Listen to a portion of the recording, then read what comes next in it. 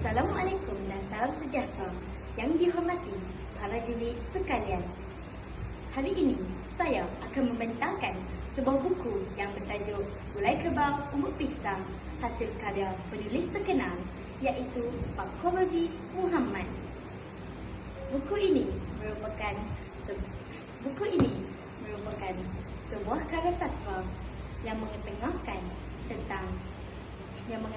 kehidupan masyarakat kampung yang penuh dengan nilai murni, budaya dan pengalaman hidup.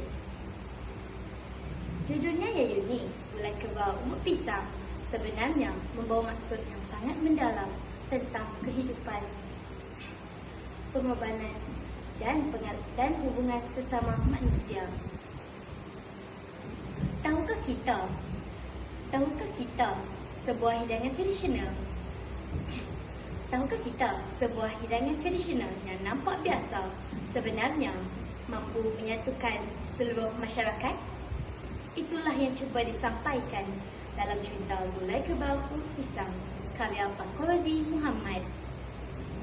Cerita ini membawa kita menyelami kehidupan masyarakat kampung yang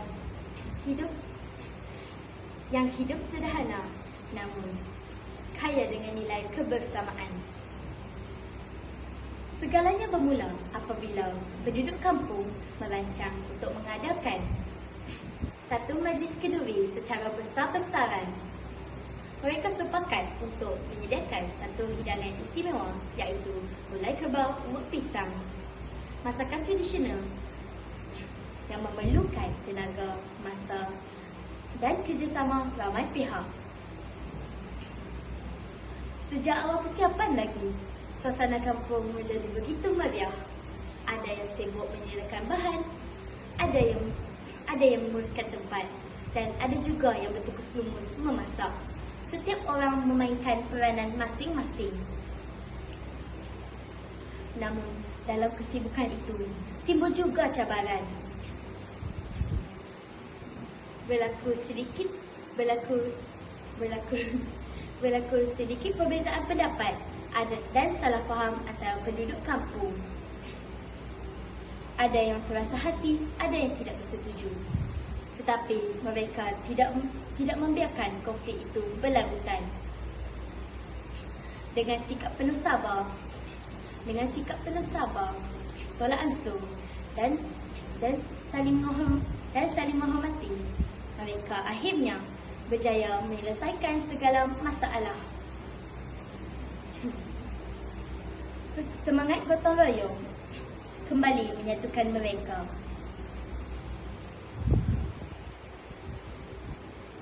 Lebih daripada sekadar sebuah cerita tentang makanan, kisah ini sebenarnya menggambarkan betapa pentingnya perpaduan, kerjasama dan hubungan sesama manusia dalam kehidupan kita. Antara pengajaran yang kita boleh ambil ialah kita mestilah saling membantu antara satu sama lain. Kita hendaklah hidup dalam perpaduan tanpa mengira latar belakang. Kita perlu menghargai budaya dan tradisi masyarakat kita. Kita juga harus bersyukur dengan apa yang kita miliki. Buku ini menarik kerana jalan cerita dekat dengan kehidupan seharian. Bahasa yang digunakan mudah difahami. Banyak nilai murni yang boleh dijadikan teladan. Pada pendapat saya, buku ini sangat menarik kerana ia sesuai dibaca oleh semua kalangan masyarakat, terutamanya murid sekolah, kerana banyak pengajaran yang sangat berguna. Ia juga membantu kita memahami kepentingan hidup bermasyarakat dan menghargai budaya tradisional. Sebagai penutup, saya ingin mengajak rakan-rakan semua agar membaca buku ini kerana ia bukan sahaja menarik tetapi penuh dengan nilai kehidupan. Sekian, terima kasih.